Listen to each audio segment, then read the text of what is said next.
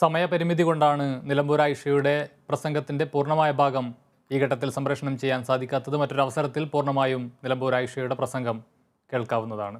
മറ്റൊരു വാർത്തയിലേക്ക്. കേരളത്തിലുടനീളമുള്ള സർക്കാർ ആശുപത്രികളിൽ പിറന്നു വീഴുന്ന ഓമനകൾക്ക് കരുതലിന്റെ ആദ്യ സമ്മാനമൊരുക്കുകയാണ് കേരള വിഷൻ. എൻ്റെ കൺമണിക്ക് ആദ്യ സമ്മാനം എന്ന പദ്ധതിയുടെ കോഴിക്കോട് ജില്ലാതല ഉദ്ഘാടനം കോട്ടപ്പറമ്പ് കുട്ടികളുടെയും സ്ത്രീകളുടെയും ആശുപത്രിയിൽ നടന്നു. ജനപക്ഷത്തുനിന്ന് പ്രവർത്തിക്കുന്ന കേരള വിഷൻ സാധാരണക്കാരായ ജനങ്ങൾക്ക് സേവനം ഒരുക്കുക എന്ന ലക്ഷ്യത്തോടെയാണ് എൻ്റെ കൺമണിക്ക് എന്ന പദ്ധതി ഒരുക്കിയതെന്ന് Kerala vision channel MD Rajmohan Mampra പറഞ്ഞു. 1 വർഷത്തോളം നീണ്ടുനിൽക്കുന്ന പദ്ധതിക്ക് സുമനസ്സുകളുടെ സഹകരണവും അദ്ദേഹം അഭ്യർത്ഥിച്ചു. സാധാരണക്കാരോടൊപ്പം നിന്നുകൊണ്ട് അവർക്കാവുന്ന തരത്തിലുള്ള സഹായഹസ്തങ്ങൾ ചെയ്യുക എന്നുള്ളത് ഞങ്ങളുടെ കർത്തവ്യമാണ്.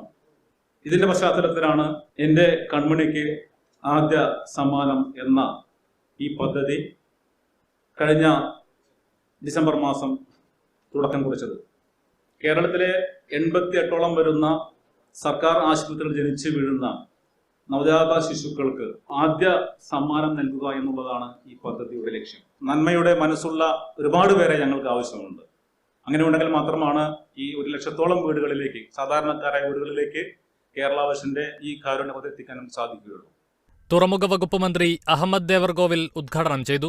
കേരള വിഷൻ ചാനൽ കേരള സർക്കാരിന്റെയും ആരോഗ്യവകുപ്പിന്റെയും അംഗീകാരത്തോടെ കേരളത്തിലെ എല്ലാ ഗവൺമെന്റ് ഹോസ്പിറ്റലുകളിലും ജനിക്കുന്ന നവജാത ശിശുക്കൾക്ക് ആദ്യമായി ബേബി കിറ്റുകൾ വിതരണം ചെയ്യുന്ന ജീവകാരുണ്യ പദ്ധതിയായ എൻ്റെ കൺമണിക്ക് എല്ലാവിധ ആശംസകളും നേരുന്നു.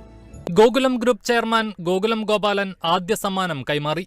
കേരള വിഷൻ വിപ്ലവാത്മകമായ പദ്ധതിയാണ് ഏറ്റെടുത്തിരിക്കുന്നതെന്ന് ഗോകുലം ഗോപാലൻ പറഞ്ഞു.